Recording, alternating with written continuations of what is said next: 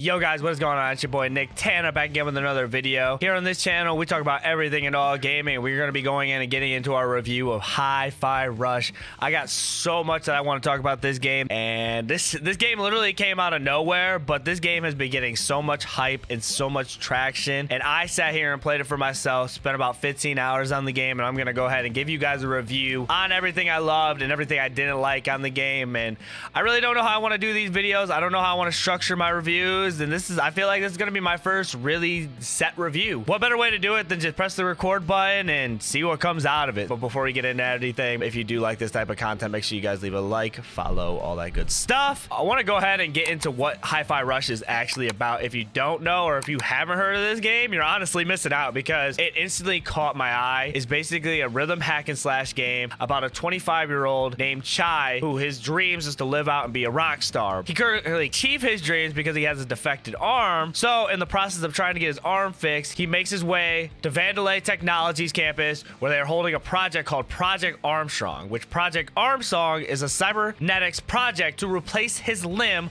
with a robotic arm so he can finally live out his dream and finally rock out. The whole part of the story is very cool, honestly, and I think it kind of hits home to a lot of us. His dream is to literally rock out and be a rock star. He's been wanting to do this his whole life, and I think we all hit home when it's like we all would do anything to achieve our dreams and to take the next step. During the process of him getting his limb replaced, his iPod fell onto his chest, and then it gets compacted by a giant press that is now infused with his heart. Problem with this now is that Chai is labeled as a defect by Kale and is now being hunted down to be terminated. Going into this game, there was a lot of hype for Hi-Fi Rush. One of my favorite content creators, TBH, shout out to TBH by the way, him and everybody from Gaming Illuminati were basically hyping up this game. Danny Pena said something on Twitter. They're talking about game of the year, greatest game out so far, early contender for game of the year, and the hype that I've been seeing for this made me very super curious of it. And with it being a short game, and I was very impressed with them being able to release the game and announce it on the same day, I wanted to give it a shot. One thing that does separate this game from a lot of its other action type hack and slash games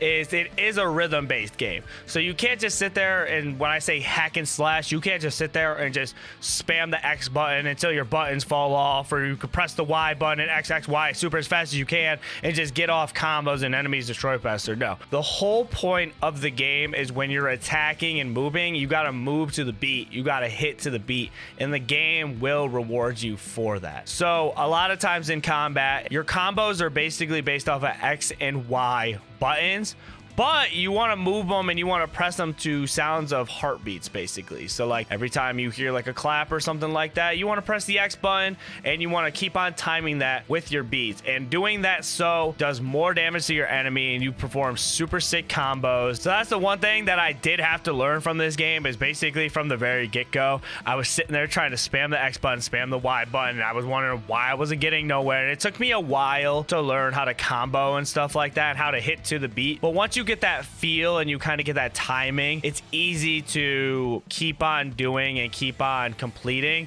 So I wouldn't say it's that much of a learning curve, but you just got to make sure when you're like, you got to stay on beat, and remember to stay on beat, and make sure you're looking at the rhythm bar at the bottom of the screen at all times, so you make sure that if you're hitting on beat, if you're not hitting on beat, because it will affect the fight in more ways than you think it does. Honestly, I loved all the enemies in this game. The different type of enemies they have in this game is actually surprising. Basic robots, they have shield robots, they have bubble shield robots, they have robots with flamethrowers, they have samurai robots, they have sushi robots, they have extra large tank robots, they have a whole bunch of different robots.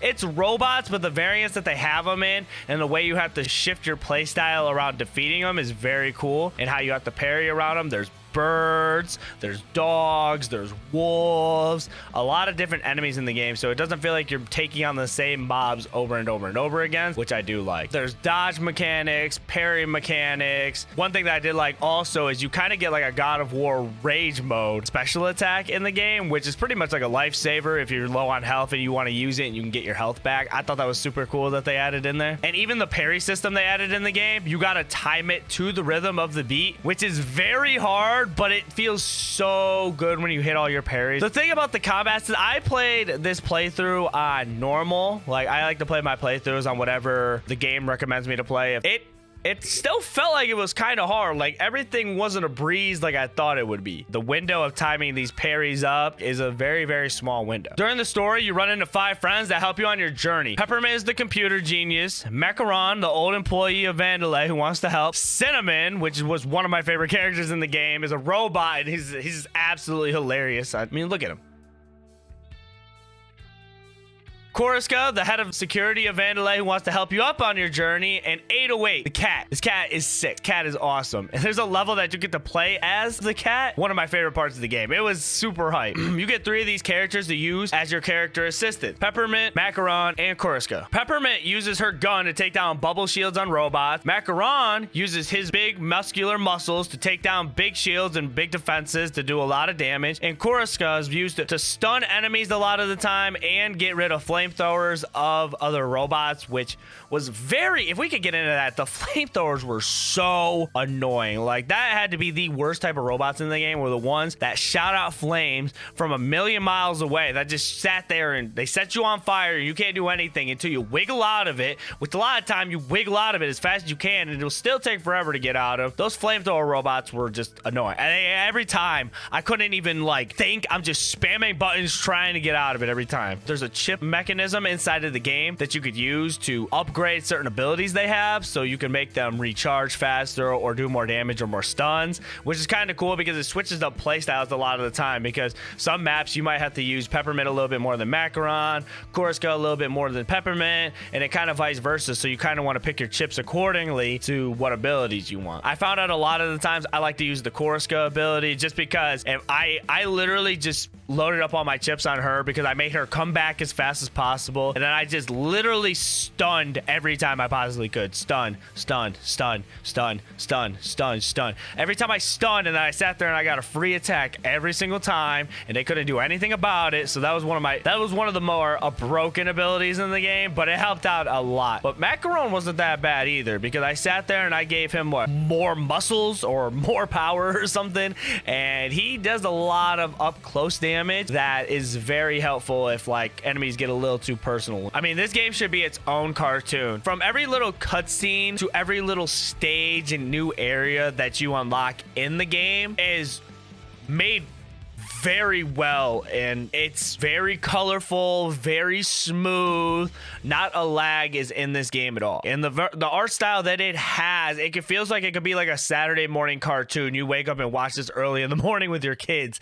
It looks amazing, and being able to play it in video game style, it should have its own little animation. I wouldn't be surprised if they try to do something like that down the road, because it would be the perfect game for that. I really get attracted to games with this type of art style. The colors just pop on the screen. Everything's bright and colorful. It's not like your Call of Duty or your Last of Us or your God of War, where like everything seems so gloomy and for real. Everything's happy and full of energy and excitement. The levels literally stardaze me every time I got into a new level, from platforming on top of rooftops to going through volcanoes to breaking through security to going through the Tower of Vandelay to the school fair. Like every single level had its own personality on it and its own twist on things that it felt great. Like it felt different and fun every time. I didn't even get into the bosses yet. There's 6 bosses in this game, and every single boss fight is unique. They have their own personality and their own type of fighting to them, and its favorite one happened to be the wolf guy. I forgot his name off the top of my head. He was super fun to go up against, super challenging as well. It felt like throughout the game you wanted to use your rhythm to attack and time up your hits to get through the game, but when you got to the boss fight, a lot of time I would square up and I would make sure I would see what the enemy is doing, and then I would dodge accordingly, wait for an opening, and then attack from there, which I did appreciate. It made the boss fights actually feel like they're hard.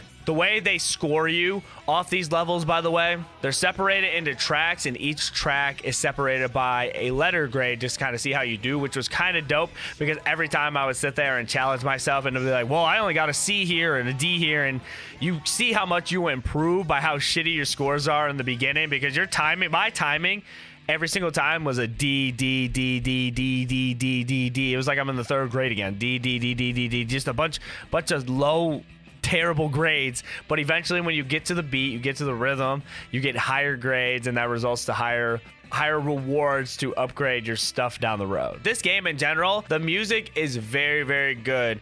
With this being a rhythm hack and slash game, it does rely on a lot of its music to kind of carry the game. A lot of levels on the map, you're walking around, there's a lot of high beat, pump up volume music, and when you're sitting there and you're hacking and slashing with your guitar, the music just makes it so much better, because when you're hitting and you're timing up your stuff, it's that rock music, and it just feels so good when you're attacking enemies, hitting combos and hitting stuff to the beat. It's a lot of drums, a lot of cymbals, and it makes the game really stick out a lot. There are two type of versions to this game. There's a streamer version and a non-streamer version. Me personally, I played the streamer version because I did play it on my Twitch, twitch.tv/YouLoveNicktana, if you guys want to check that out. And for it being non-copyrighted music, they had a lot of very good tracks on there, and it was still playable.